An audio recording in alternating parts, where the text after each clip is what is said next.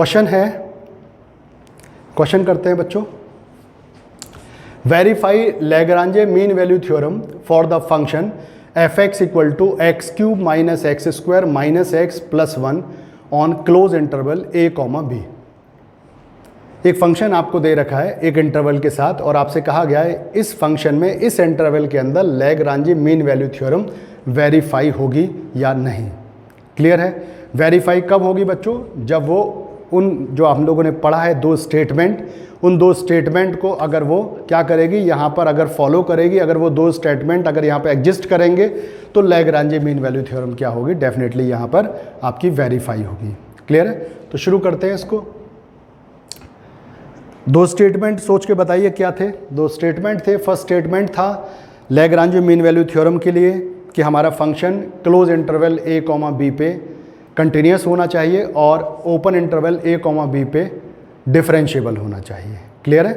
तो यहाँ पर हमें पहले यही चेक करना है कि हमारा जो फंक्शन है वो इस इंटरवल के साथ कंटिन्यूस और डिफरेंशिएबल है या नहीं। तो हमने अपने फंक्शन को गौर किया बच्चों। जो फंक्शन हमें दे रखा है आप गौर से देखिए, ये फंक्शन पॉलिनोमियल फंक्शन है।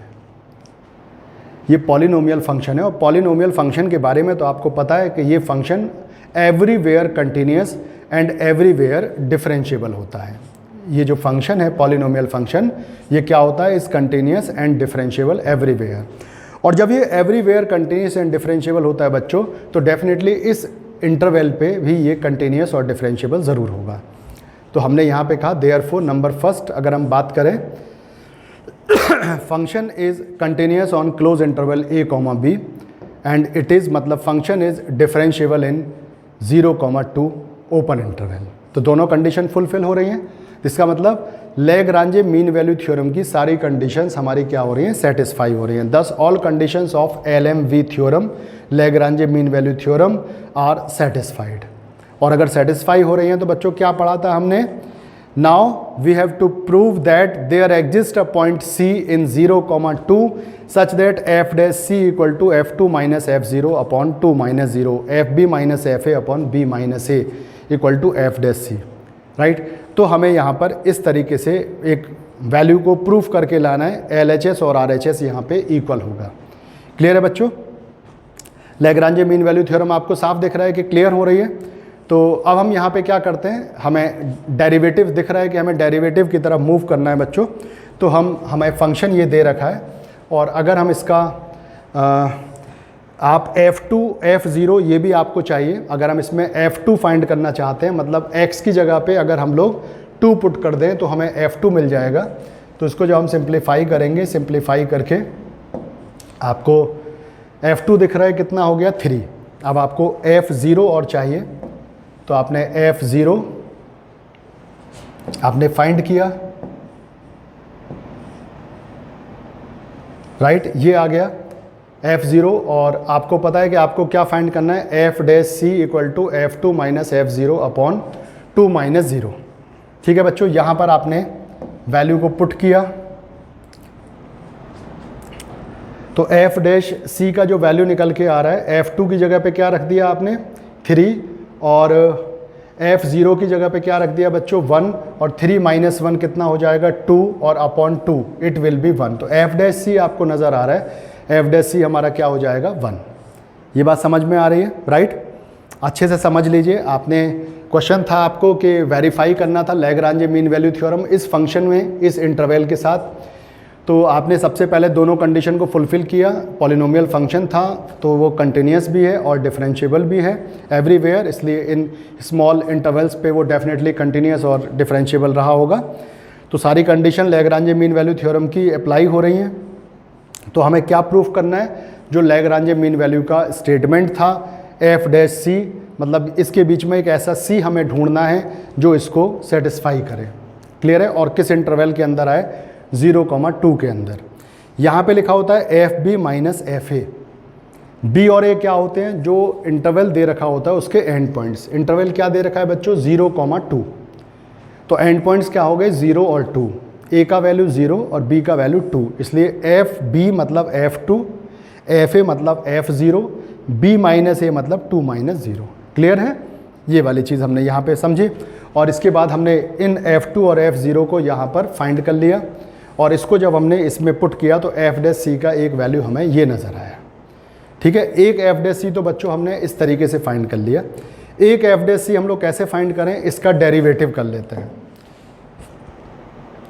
अब जहाँ पर आपका x लग रहा है वहाँ पर हम c लगा देते हैं। ये आपका f डैश c आ गया है। आपको साफ दिख रहा है कि f डैश c, ये भी f डैश c है और ये भी f डैश c है। दोनों रिजल्ट को हमने इक्वेट कर दिया क्योंकि हमें c का वैल्यू फाइंड करना था, राइट। वो c जो इसको इक्वेट हो रहा है और इस इंटरवल के अंदर आ रहा है या नहीं आ रहा है, तो हमने दोनों को इक्वेट कर दिया। लेफ्ट हैंड साइड पे वो आ गया, राइट हैंड साइड पे 1 आ गया। इस 1 को इधर ले आइए तो ये -2 हो जाएगा लेफ्ट हैंड साइड पे। क्वाड्रेटिक है, और क्वाड्रेटिक फैक्टर अगर हम लोग बात करें तो हम उससे c का वैल्यू निकाल सकते हैं, राइट। c का वैल्यू क्या होता है, quadratic formula -b plus minus, यहाँ पे स्मॉल c दे रखा है इसलिए हमने ABC को कैपिटल ले लिया है, कन्फ्यूजन ना हो। -b plus minus √b² - 4ac upon 2a। आपको साफ दिख रहा है b का वैल्यू, ये c में क्वाड्रेटिक है तो b का वैल्यू कौन सा होगा, जो c के साथ है। -2 है b का वैल्यू, तो आपने b का वैल्यू रखा माइनस, और b का value is -2 plus minus b² मतलब -2 का स्क्वायर -4a का वैल्यू जो c² के साथ है, और c का वैल्यू जो कांस्टेंट है, तो 4ac ये लिखा हुआ नीचे 2 × a। सिंप्लीफाई किया बच्चों, इसको हमने सिंप्लीफाई करके ये आया। कुछ एक बार और सिंप्लीफाई किया, अंडर रूट के अंदर 28 आ गया, और 28 कितना होता है बच्चों, 7 4 जा 28, तो 4 में से एक 2 कहाँ पे, आज 4 जो है पूरा का पूरा बाहर आ जाएगा। 4 क्या है, 2 × 2 पेयर बन रहा है, बाहर आ जाएगा, तो 28 को 2√7 लिखा जा सकता है।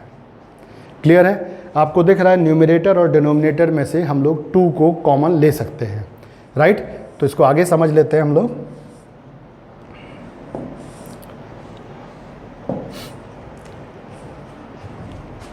देखिए 2 हमने कॉमन लिया तो आपको दिख रहा है 2 से जो 6 है ये कैंसिल आउट हो जाएगा, कितनी बार, 3 बार।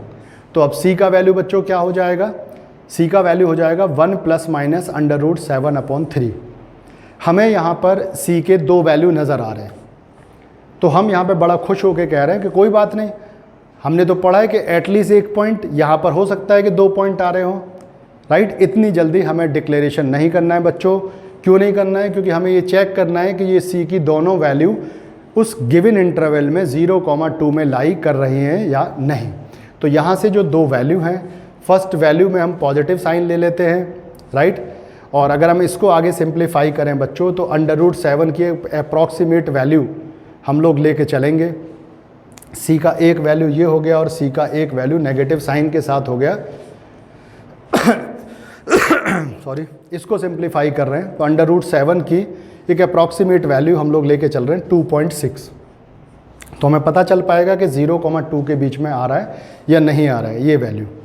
तो √7 की जगह पे जब हमने 2.6 लगाया बच्चों तो ये कितना हो गया, 3.6/3। और जब आपने इसको सिंप्लीफाई किया तो ये 1.2 हुआ, जो डेफिनेटली बिलोंग कर रहा है किसको, उस इंटरवल को 0, 2 को।